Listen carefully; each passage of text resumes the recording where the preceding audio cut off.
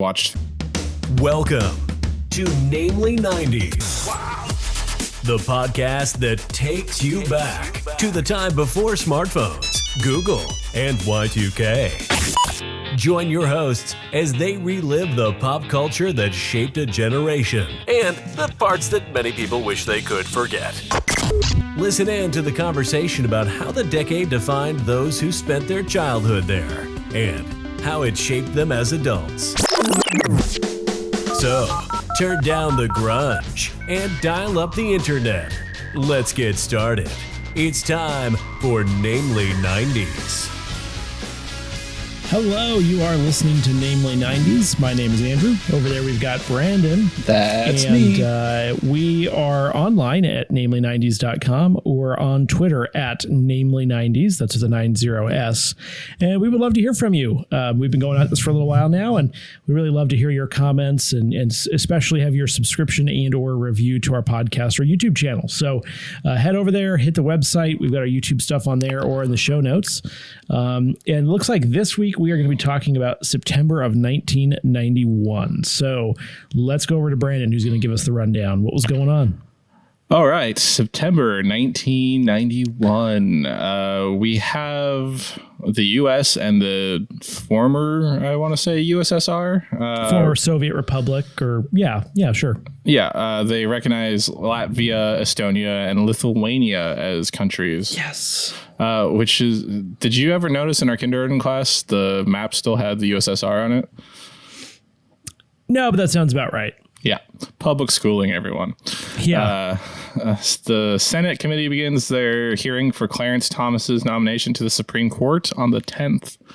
Was that the one that was wrought with all of that sexual harassment stuff? Oh, no, I'm sorry. That was a different one more recently. Was it, though? Yeah, that was a joke. Bad joke. Funny joke. I honestly couldn't tell you the difference between the Supreme Court Clarence Thomas or Supreme Court Justice Clarence Thomas and who's the other guy with the calendars and the beers? Yeah. I remember. I don't know. I want to say call him Justice Bro. Yeah. Justice Bro. Nice. Also on the 10th, Nirvana released... Nice. Good work. You're welcome for that, everyone listening. On September 10th, Nirvana releases the single Smells Like Teen Spirit and releases the album Nevermind on the 24th. On the 17th, the first version of Linux is released to the internet. No kidding. Which version was that? Do you remember? It said kernel 0.0. Oh, it was like way before it was even a thing. Okay, nice. Okay, I didn't know that. Yeah. Let's see. On the 24th, Dr. Seuss died of cancer at 87.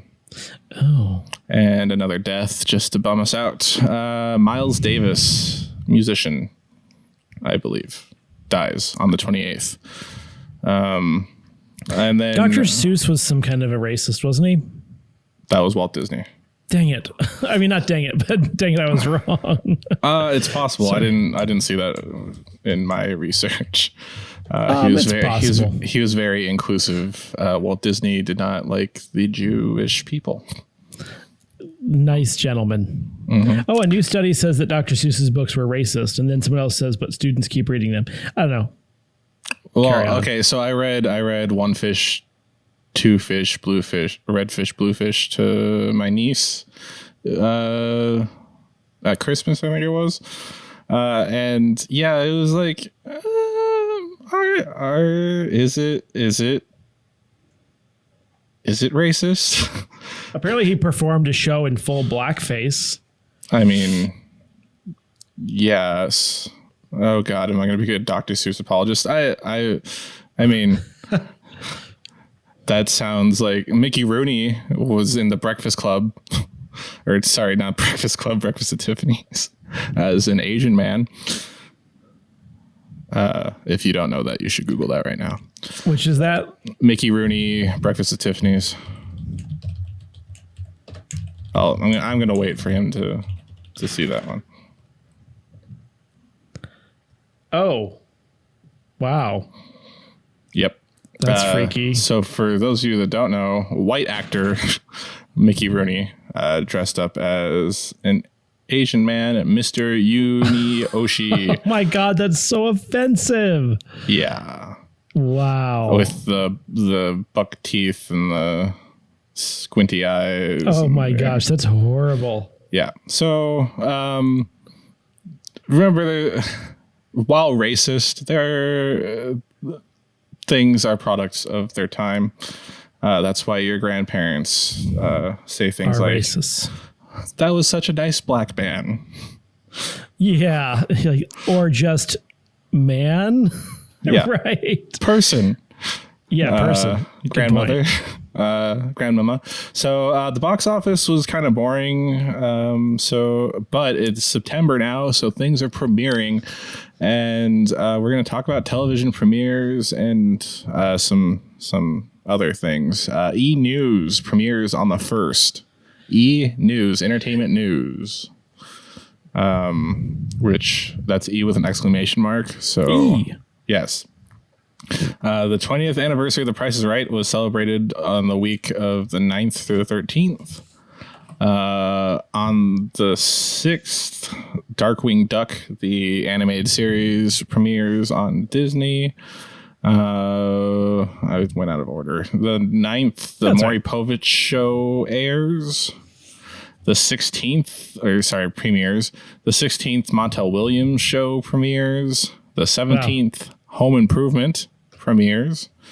On the 19th, Michael Jackson played an uncredited role on The Simpsons. We talked about this before when we talked about... I recall, yeah. Yeah. He played a mental patient that thought he was Michael Jackson. On the 20th, Step by Step, which I remember as a pivotal part of the TGIF block. Yep, I sure do, yep. And the 30th, Where in the World is Carmen Sandiego premieres, along with the Jerry Springer Show.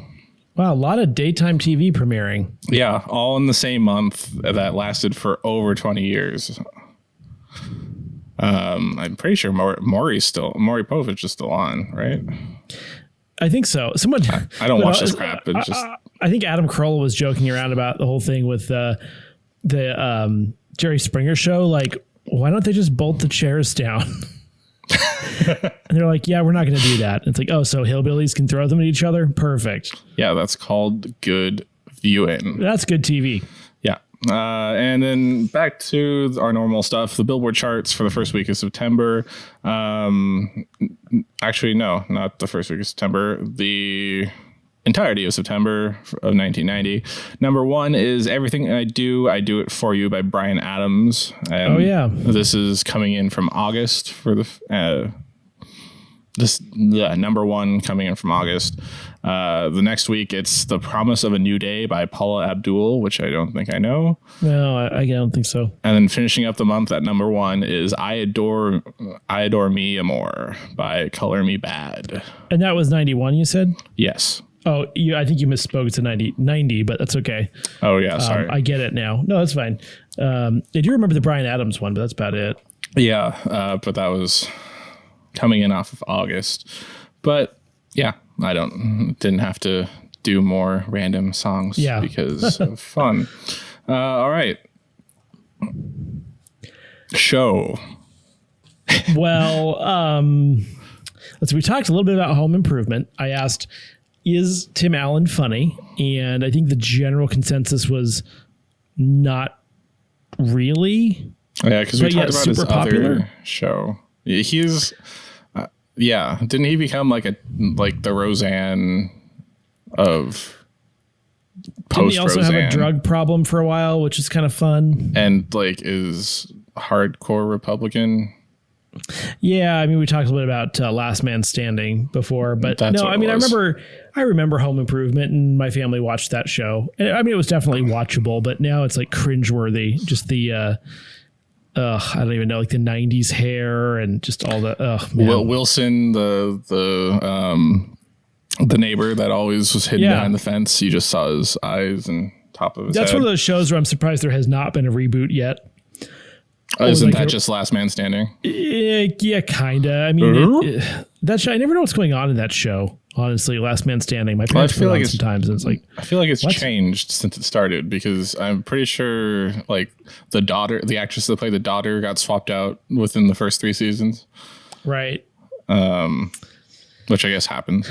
And then, I mean, all the daytime TV stuff, like I never really watched that. Jerry. Except when you were like sick from school, you had to stay home and you had to watch something. But I would watch The Price is Right. Yeah, it just seemed so staged anyway that it was like, what's the point? Mm-hmm. And it's trashy. It's if you're looking at it, I think the logical successor to those shows are what current reality TV is. Well, like, wow. Oh, see, I had to believe that. Whatever. Sorry. So my wife watches some of those shows, like, like the Real Housewives, or like the show where they're on the yachts, like being the workers on the yachts. And Real Yacht Lives. Like, all they do is just yell at each other and bitch, and then they go drinking, and then they fight with each other, and then they have sex with each other. It's like, okay, you know what? I can't deal with this drama. No, like well, not in that one, but like the other one where it's like the younger people who are the people that service the yachts or whatever. Uh-huh. And it's like, this is literally all I deal with on a daily basis, as far as just like, why would I want to come home to it? And then I come home and I'm like, oh my gosh, more of this. So they're really bad, but yet obviously people watch them and they make a lot of money because they're still on the air. Exactly. So the real question is, if we're pretentious enough to be like, oh, we're too good for this, who's not pretentious enough to say we're too good for it? I mean, I'm not saying I'm too good for it. I don't like it. It just doesn't appeal to me. I can see why it would appeal to some, but it's just, I don't want that much conflict in my life. Even if it's someone else's. That is fair. What else was there? Step by Step. Yeah, I mean, I remember that one. I remember the theme song because I had to go to bed at 9:30, or 9 o'clock, whenever it came on. It was because I know I got to watch Full House, and then I watched Family Matters. Oh yeah, or I think it was Family Matters first. It was, yeah. I want to say it was, and then I'm pretty sure I watched like. I think it was Family Matters, then Full House, and then Step by Step. I want to say Step by Step was the last one because I always was told to go to bed, and then I would try to stay up and watch that one, and then go to sleep after that. I had to Google it. Step by Step, day by day. So, boy, I don't know. Oh, here we go. 90s, 91. It was. This is good radio. Hey, it's good. Dang it. Boy Meets World was on too. The Wonder Years and Boy Meets World was somewhere in there. So yeah, it was like always Family Matters first. Mm-hmm. Then Step by Step was second for a while. Then Boy Meets World was second. Then Step by Step went to third. And then the last show always was kind of peculiar. It was like never consistent and looked bad. Huh. Interesting. Yeah, and then they kind of tried to do it in like the mid 2000s and it sucked. Yes, with the George Lopez show, Hope and Faith. That's the only two I remember. And now it's pretty much just nothing. It's like Shark Tank in 2020. Because it's Boy Meets World. Yeah, I liked. I think I liked Step by Step. I think it was watchable. Yeah, that era of TGIF was actually palatable. That was the era. That was it right then and there. I think I watched it more in like the I think I watched like the mid 90s is when I watched it, and late 90s. I remember it going up through, like, I remember it died when Hope and Faith starring Kelly Ripa and some other blonde lady. Yeah, that was like 2003. I remember because Sabrina the Teenage Witch was in the third slot for a while. Was it? Step by Step went off the air. Yeah, we used to watch that. I watched that. Two Guys, a Girl, in a Pizza Place, which I always remember for some reason. I like that and Dharma and Greg. I always Yeah. confuse for each other because I feel like there's a tall blonde woman in both of them. Faith Ford played Hope, and Kelly Ripa played Faith. And then in the early 2010s, it was Last Man Standing plus Dr. Ken. Megan Fox was the daughter. Oh yeah, they tried to bring it back. Yeah, your favorite Ken actor Jeong. there. Yeah, no thanks. Yep. Anyway, what else? All right. I want to talk about Nirvana because this is probably the prime place to talk about it. All right. Well, you know a lot about that. I know a little about that. So go. Okay. So as we mentioned, or as I mentioned, Smells Like Teen Spirit came out as a single a couple weeks before Nirvana's second album, Nevermind. And this is when some people would say it's the peak Nirvana because it's Kurt Cobain, Chris Novoselic on bass, and Dave Grohl was brought in to replace their drummer for the second album. Dave Grohl, lead singer of the Foo Fighters. The Food Fighters. Like for those of you that don't know, Dave Grohl is a crazy talented drummer. Sure. He's top 5 drummers of all time after that. Just guy. like Phil Collins, man. Yeah. He was the drummer. I would put him after, or I would put the guy from Rush, Phil Collins, Dave Grohl. Yeah, that gosh, the drum solo in the Air Tonight. Oh, speaking of In the Air Tonight, there's this thing that's blowing up on YouTube like a week or two ago. These two African-American teens who haven't heard a lot of music outside of what they know, like current modern stuff. They're listening to a bunch of classic songs, and the one that I saw was them reacting to In the Air Tonight. So they're just like, yeah, this is cool. They're feeling it in the first 3 to 5 minutes, and then that drum breakdown, and they're like, oh shit, and they just start freaking out because they're like, he dropped the beat at the end. What the fuck? Yeah. That's funny. That's a bad imitation. Anyways, Nirvana. It's not great. Youths. The youths. So Smell Like Teen Spirit was essentially that people call that the de facto anthem for Gen X, which is the generation that didn't want an anthem because they were so jaded and cool at the time. So individual, man. I'm pretty sure they're like Gen X was the teenagers at the time. It's just like they're like, nah, it's not about us. But it is. I have a quote. They're somewhere. all too stoned to know what was going on. They were too stoned. Nintendo. Sorry, that's our generation. Lyrics like, I found it hard. It was hard to find. Oh, well, whatever. Never mind. Cut to the heart of Gen X, a group that includes this reporter. I'm reading an NPR article about the song. We were too jaded for a feel-good sing-along anthem, is what he said. Jaded by what? A booming economy? In 91. Well, maybe later than that, but you know what I mean? Like, what was to be jaded about? Like, you existed. Sorry. Yes,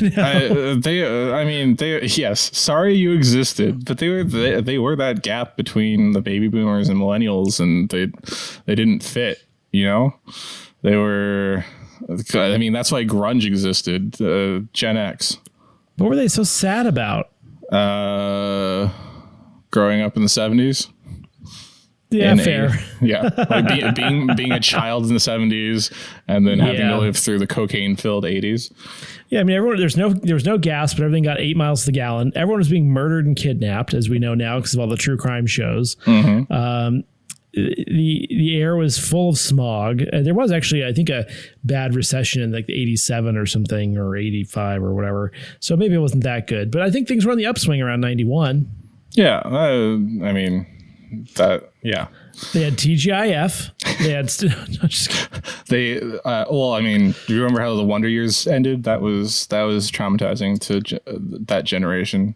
Yeah, but boy, I cannot even measure how much I despise that show. What? You liked Boy Meets World? Like, you don't like yeah, you probably didn't like it either. Winnie Cooper, Fred Savage was the main character. Fred Savage is awful. And the voiceover thing, I hated that. And then the older actor being the voiceover for, I mean, that was quintessential, more 80s than 90s, but yeah.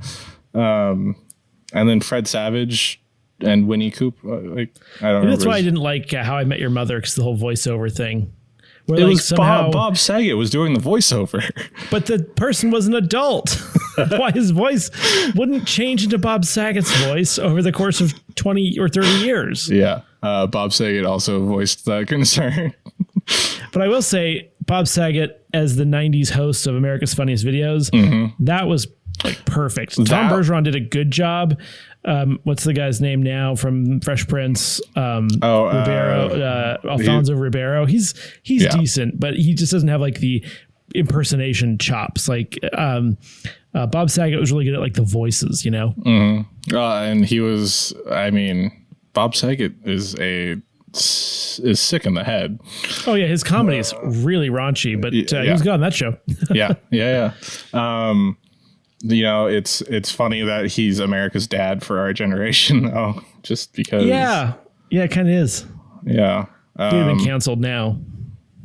he would have been canceled, you know, if the internet existed in the capacity that it does back then. I was talking to someone about Louis C.K. because, you know, during the whole Me Too movement, he was implicated in some stuff. And I think his response was perfect, which was, yeah, I did those things. I'm really actually kind of a piece of crap. So sorry. And then he stopped doing them. Like, he just admitted it, said he was wrong, and then just started doing different things, allegedly. I liked that response to everything. Not like this false, like, denying apology. I prefer Dan Harmon's thing. He actually owed up to it and like contacted or put it out in the ether. Like on his podcast, he's like he went step by step through how he fucked up and issued an apology and asked what he could actually do to you know, fix it. Didn't Chris Hardwick have something with that too? He was implicated because his ex-girlfriend Chloe Dykstra. Was it like a smear campaign kind of? No, she didn't. She wrote about someone in her past that was clearly Chris Hardwick, but since she didn't explicitly name him, like what I remember it being, or because I actually was just looking at this a week ago. She said, well, because Lydia Hearst, his current wife, is doing something, and I don't remember it. I had to brush up on what happened there. I was like, should I be supporting Chris Hardwick again? But it's hard to know these days. It's hard to know. So AMC did like a whole investigation, but since she didn't explicitly name him and she didn't want to drag him through the mud, she just wanted to put it out there in the ether. And yeah. Well, the more you know. Right. Yeah, it's like, it's weird because I really liked At Midnight. I liked Chris Hardwick. He built a nerd empire after starting as the host of Man Eat Dog or Dog Eat Man. He also started as the host of, it was in the 90s. I heard about it on Loveline. He was on Dog Eat Man. No, it was a dating show on wasn't that MTV. Yeah, that's what I'm talking about. No, it was called something else. Singled Out. Singled Out. Maybe that's the one I'm thinking of.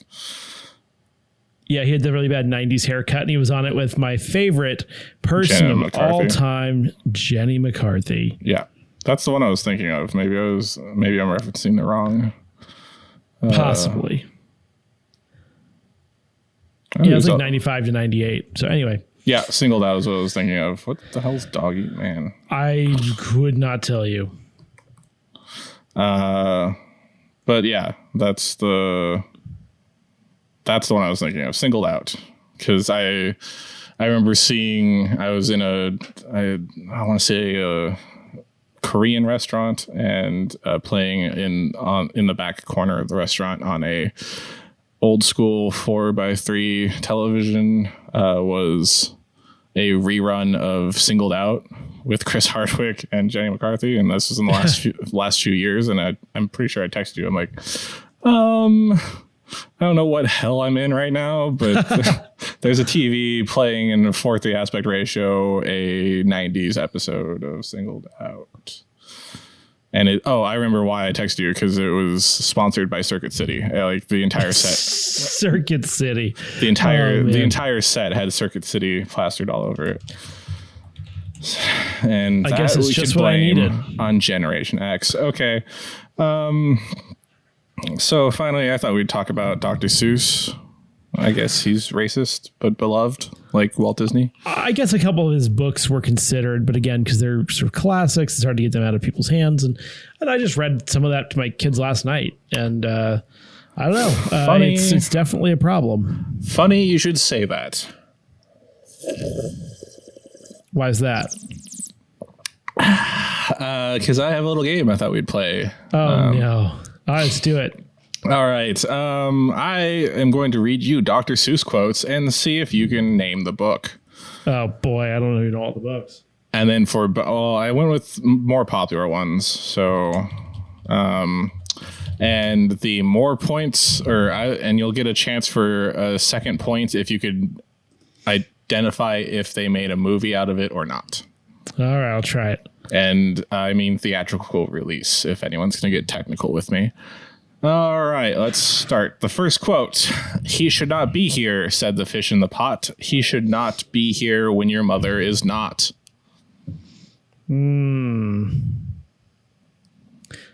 Red fish, blue fish? That is incorrect. Ooh. It is Cat in the Hat. Oh, man.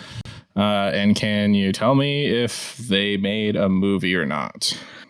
Yes, I do think they would have done a movie for Cat in the Hat.